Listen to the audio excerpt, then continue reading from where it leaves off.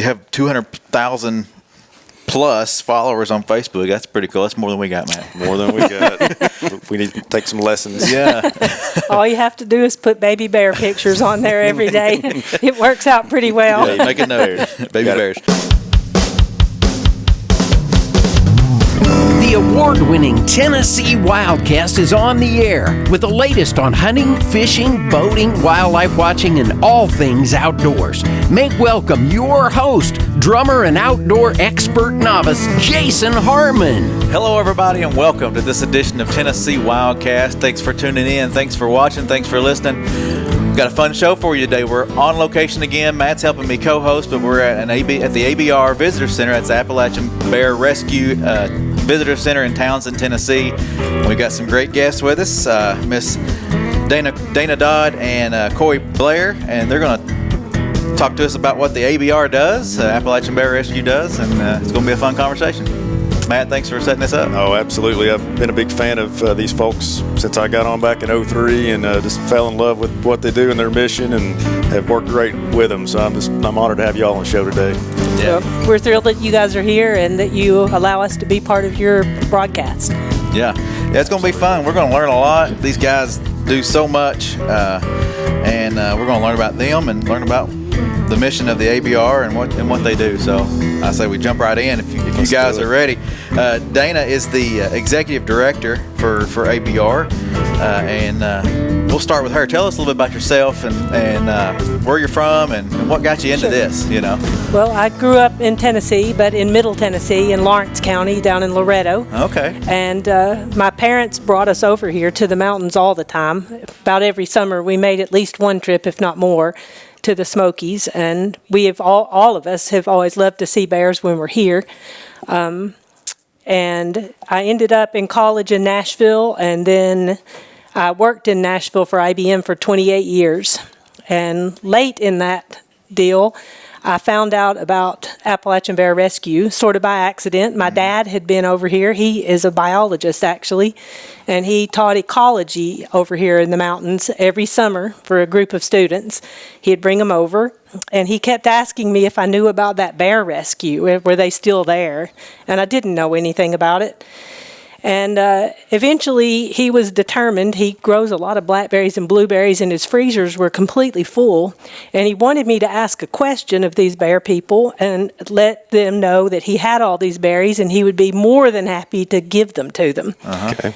And I made one call to ABR, and I talked to the curator at the time back in 2010. And as it turns out, that call was kind of the beginning of my end. And it wasn't long until I was on the board of ABR late in 2011, and then became president of the board from 2012 and through 2017. And in January of 17, the board hired me as executive director, and I've served as executive director since then. Wow. Congratulations on your promotion. That was quick. I mean, jumping in 2011, you said, and then bam, bam, bam, already getting these upper roles and getting feet on the ground. Tell us about the board. I'm not familiar with how y'all operate. Well, there's always a board of directors for a nonprofit, and we have a very active board, actually, even more so from the beginning. We've been here 23 and a half years. It'll be 24 years this July. And the board has done, and our volunteer group have done a lot of the work at ABR. The only thing that our board and our volunteers haven't done are take care of bears. So we have our curators, Coy and his team. They take care of all the bears, and they're all employees of ABR as well.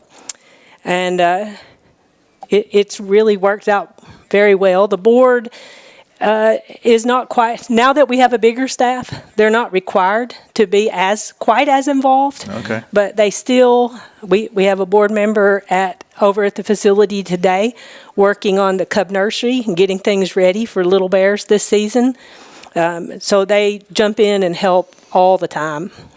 I'm sure they wouldn't be part of the board if they didn't want to help in some way. They probably want to get hands-on quite a bit. Everybody's You're exactly passionate about these bears. Yeah. If you're going to be a part of this. And Coy and I are lucky. Our board members come from all kinds of different fields. We have a professional at Zoo Knoxville who obviously has lots of animal experience. We have a lawyer. We have a flight attendant. We have a gentleman who has worked as a contractor in HVAC for his whole career and is retired. We have someone in retail. So we have a treasurer who is an accountant. So we have just all kinds of folks with lots of skills. So if we're willing to open up and listen and take advice, we can learn a whole lot from all of them. And it's worked out really well. Yeah. They all have different skill sets that can help in many ways, I'm sure. Yeah. They do. Yeah. It takes all kinds for sure. Well, yeah, Coy, tell us about yourself. Tell us what brought you to ABR and what you love about working with these guys and working with these bears. Sure. So I got started with Appalachian Bear Rescue in July of 2012. And prior to that time period, I'd never even heard of Appalachian Bear Rescue. Born and raised here in Blount County, so I find it hard to believe I'd never even heard about it at that point, because wildlife has always been a passion and interest of mine personally. And I graduated from Maryville College in 2009 with a degree in biology, a BA in biology. And from there, I wanted to be able to use that degree. My original plan was pre-med. That's what I wanted to do. And by senior year, I didn't want to be a physician. I was like, well, I'll be a physician's assistant at this point. It's less schooling and stuff. But, and I was pretty much kind of doing what everybody or on the path that people would want me to go, and not listen to what I wanted to do. But then I eventually decided, well, I've got to use this degree.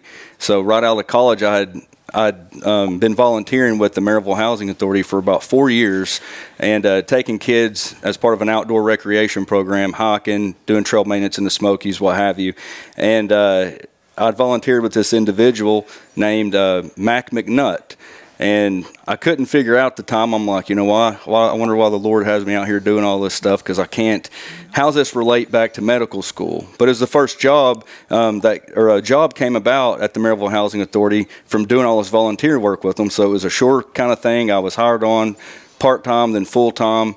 I went to a laboratory shortly afterwards and worked there about a year. And I just couldn't standing around this little lab bench, no windows. And I was like, man, I want to be outside doing something. So I started searching for wildlife careers, and I saw an opening for Appalachian Bear Rescue. And it was on a website I'd never really went to seek out jobs on. And so I called them up, and they said, well, I'm pretty sure that Dana Dodd and Steve McNutt are done interviewing individuals for that position. And then it hit me. I'm like, I'm going to call Mac. So I call up Mac McNutt. I said, Mac, do you know a Steve McNutt that's with some bear group or something? Yeah, that's my boy. I said, you're kidding me. And I told him, I explained the situation to him, and he said, I'll call you right back. And he called right back. Sure enough, he says, you have an interview in the morning at 8:30. He said, don't be late. So I went, and Dana I guess the rest is history. But well, we had cut off all of the resumes. The timing had passed, that we had left the position open, and we had 8 interviews scheduled for the next day. And so when Steve's dad called him, he said, no, we're already interviewing 8 people. He should have been on the list ahead of time. No. And so I thought about that a little while, and Steve and I have been friends since our first day of college. And I said, Steve, in all the time I've known you, how many times has your dad called you on the phone? And he said, not many. And I said, if he's willing to pick up the phone to tell us about this young man, I think we need to maybe tell him he's going to have to get up early if he wants to be interviewed and give it a shot. And it turned out that Coy was obviously our first interview that day. And as he left, Steve and I were like, well, I'm pretty sure that's the one. And now we have to interview 8 more people. It's going to be hard to beat. Well, it was a good. We knew, and it worked out really well. And we get young people who want to work for us or want an opening in wildlife, and they ask advice all the time about how do you do it.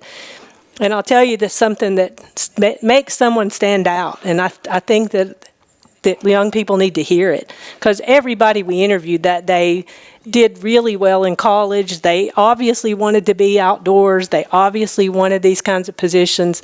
But Coy had done a ton of volunteer work.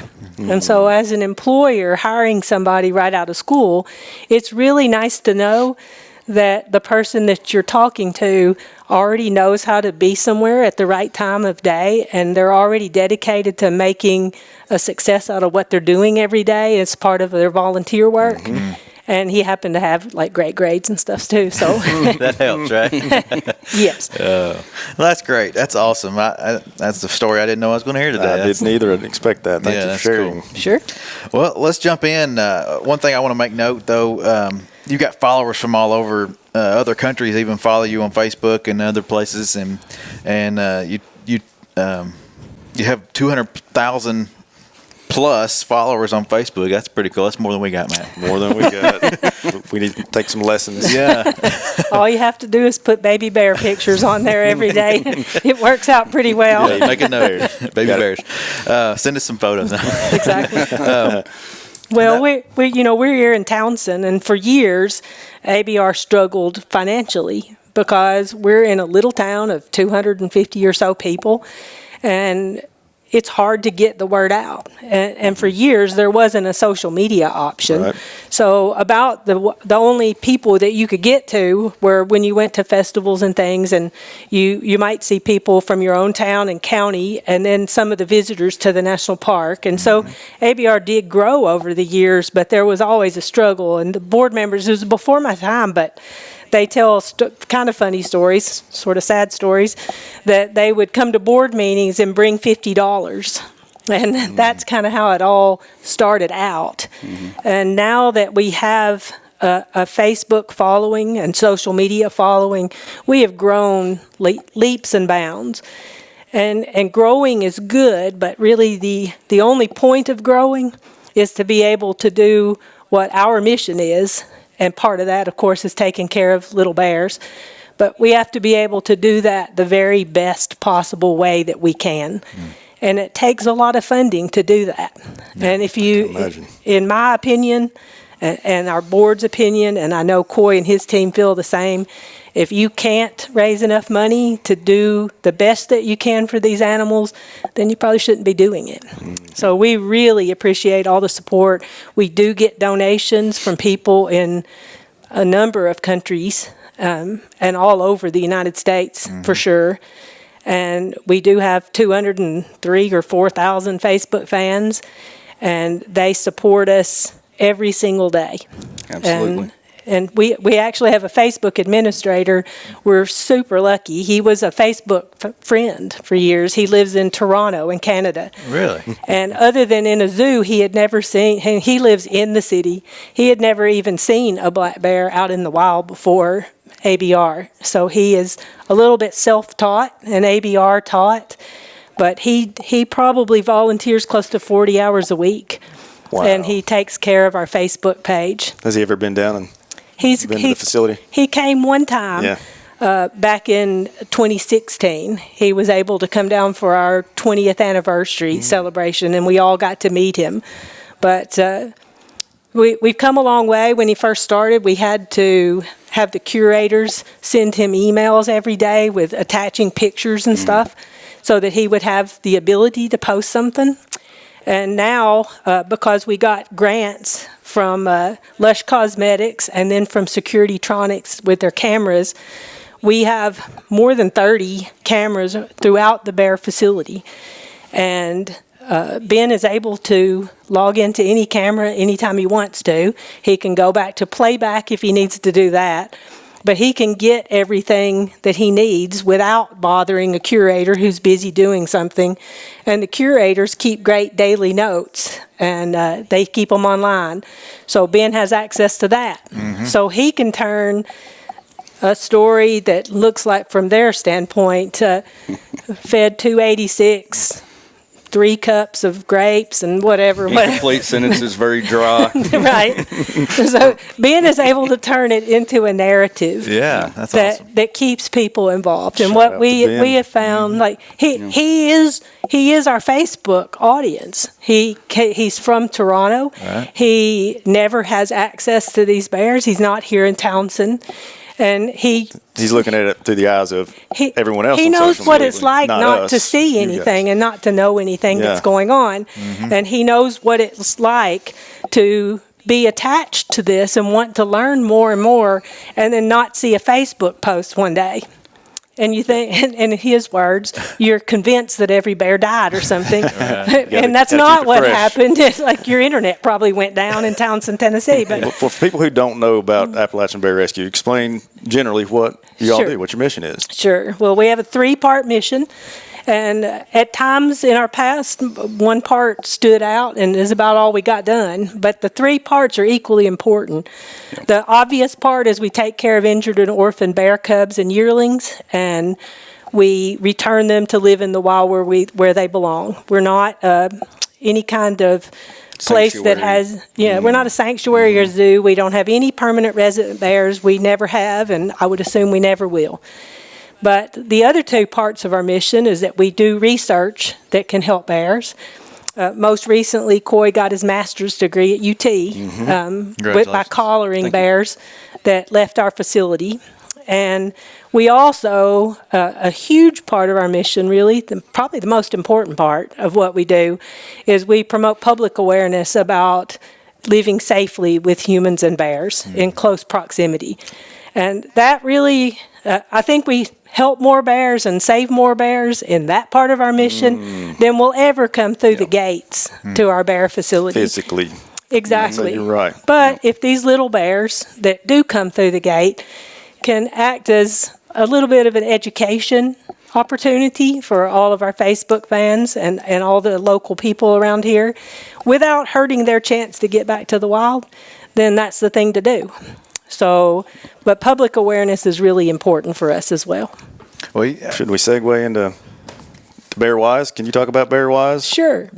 So, Tennessee, you all know, they're part of Southeast Bear Wise organization with all of the different southeastern states, putting together the right messaging and getting to people the messaging about keeping humans and bears safe and making a world where there's less conflict between humans and bears. Explain why that's such a big deal in this general area.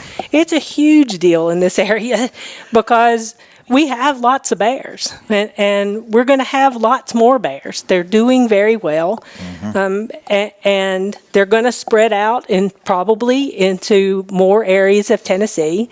Any area that they can find a sustainable place to live, they're going to be there. And when they're in close proximity here in Townsend, you're in close proximity to 12 million people who visit the national park.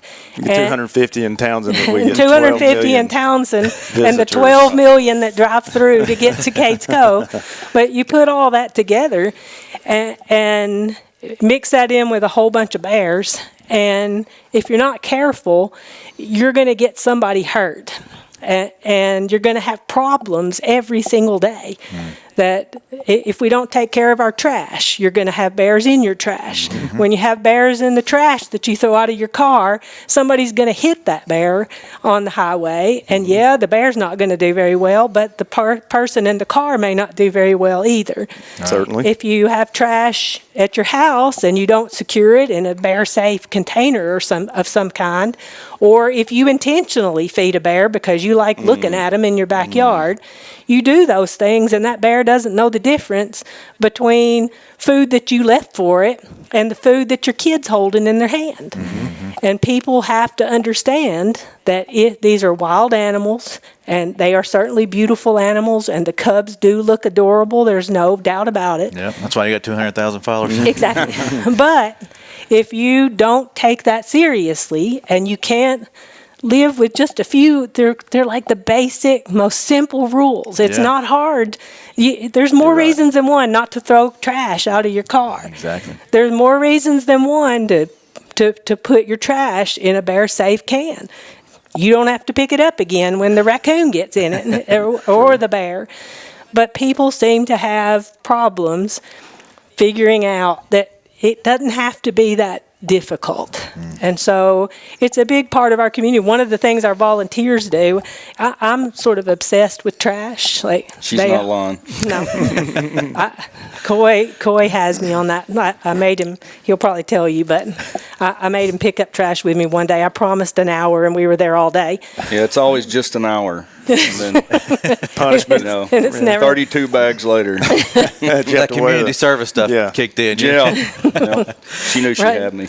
But I asked our volunteers if they would like to help with picking up trash, and I thought nobody's going to say yes. And we have our biggest group of volunteers. They all signed up, and they go out and they help pick up trash in our town. Bless them. And they do it all the time. We've adopted part of Highway 321 right through our town, and it's important to all of us.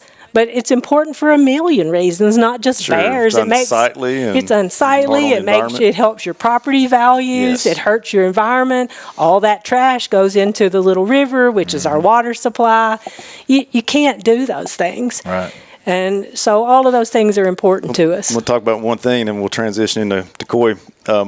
The community up here that is not, well, they're not very wise necessarily, but they have set kind of a good example on how they deal with their garbage. Can you talk about that? Like Laurel Valley? Yes. Well, Laurel Valley is pretty good. I have a cabin there, so I'd like to think that we do the right things all the time. We don't, but we work hard at it. And we have a trash compactor in our neighborhood that is bear-proof, and that's where we take all our garbage. And, you know, I'm here from Nashville.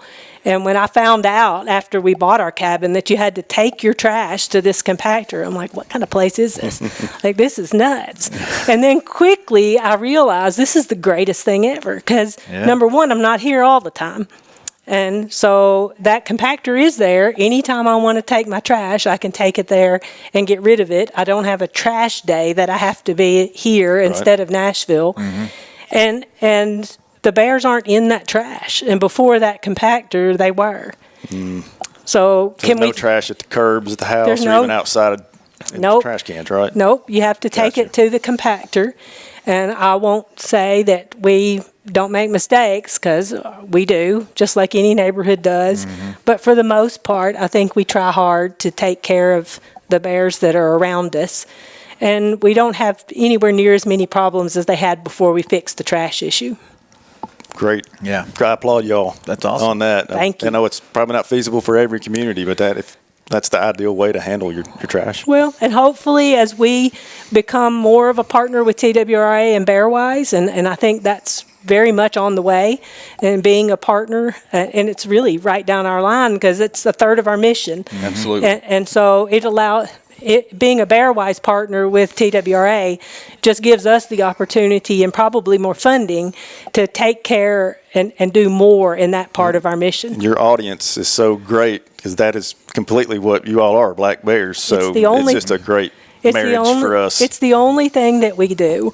And I've told Ed Carter and others at TWRA, with bears at least, I sometimes we have an advantage because when we get up in the morning, the only thing that we have to take care of are bears that are coming our way or something related to bears. We got about 1,700 species, I think we manage. Exactly. So, yeah. We've got our hands full. So we may not Ed have tons Carter. of resources, but every one of them is dedicated to bears. Ed's retiring. Did you hear? Well, I'm not surprised. Yeah, it's coming up. Hate to see him go. Yeah, he's a good man. Hard to replace. But you want to? Yeah, I want to. Segue. What's your day look like at the ABR? And one thing I wanted you to hit on is you don't only take in Tennessee bears. Sometimes bears come from other states. So just a little bit about what happens at ABR every day. What's your job look like and taking in bears? So I'm just going to say it depends. And that's another reason I love my position and my job specifically is because my day can change in an instant. I believe I'm for sure that's happening today. We get a call, we get a neonate cub coming in or a starved, emaciated yearling black bear. My day changes. But on a normal basis, when I get there in the mornings, I'm going to be, if I'm in the research phase, I'm going to open up my laptop. I'm going to see where all the bears were, the GPS collars and all the locations. So I did this for a couple of years when I was doing some research. Then go and if I have bears on site, I'm going to be taking care of those bears, so feeding them. A lot of them will come in with some kind of injury from time to time, and so they will have medications that I need to provide to them. So I'll be doing all of that. So bear care, any research I'll do early on, and then facility maintenance is like ongoing. Oh, yeah, sure. Our facility is located on a 65-acre tract of land, so we have a lot of pines, and as you all would expect, a lot of them fall pretty easily, and so a lot of chainsaw work, a lot of electric fence work.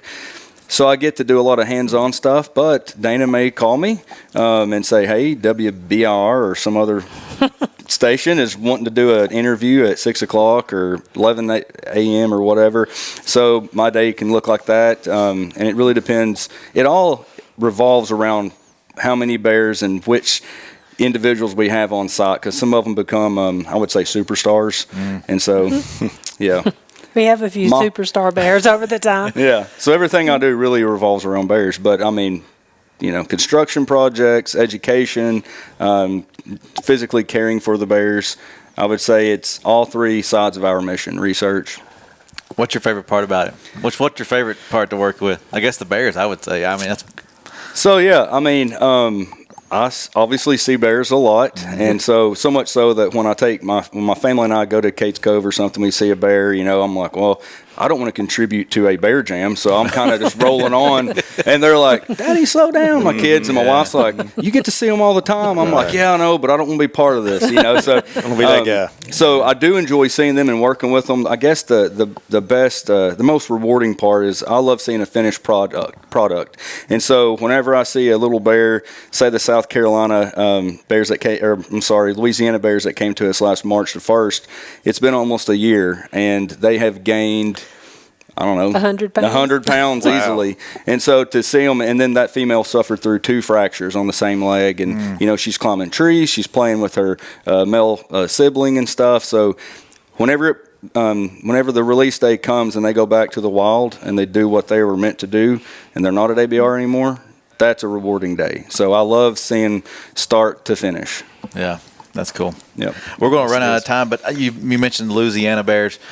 Those were brought over by airplane, right? Sometimes you gotta use some of your resources and bring them over that way. Is that correct? That is very correct. And one of our great resources, Mr. Tom Sabos, he has his pilot license, has his own plane. That's awesome. And he has volunteered on multiple occasions to help us fly, say, those 2 Louisiana neonates last year back to Tennessee. He's also helped us go pick up a bear in South Carolina. So what would have been a 3.5-hour drive due to construction and what have you was a 30-minute flight. Just over the mountains and a little scary, but we did it. Makes it easy. Makes it better for the bear too, right? Absolutely. You said superstar bear, sounds like rock star bears, man. Private planes. Well, of course, speaking of, not private planes, but rock star bears, we don't have much time left today either. We're actually getting our first little cub of the year. We actually have a yearling that we already received this year from Louisiana. He's doing great.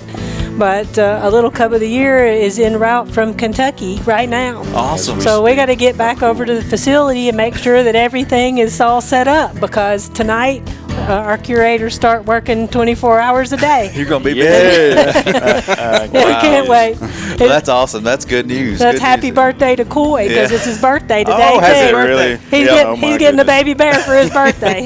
We should have started out singing. We should have. Hey, AppalachianBearRescue.org, at Appalachian Bear Rescue on Facebook and Instagram. Go follow them. Go check them out. Go watch those videos. Are the cameras online? Can you watch them online? No, we don't Just put them images. online, but we put videos and photos up every day on Facebook. Cool. And those will actually go to our website, too. So Awesome. you can see our daily updates on our website if you don't do Facebook. All right. Thank you, guys. Thank you, Matt. Thank you all for watching. Thanks for listening. We'll see you next time on Tennessee WildCast. Thanks for tuning in. Stay connected with TWRA by visiting our website at tnwildlife.org and follow us on Facebook, Twitter, and Instagram.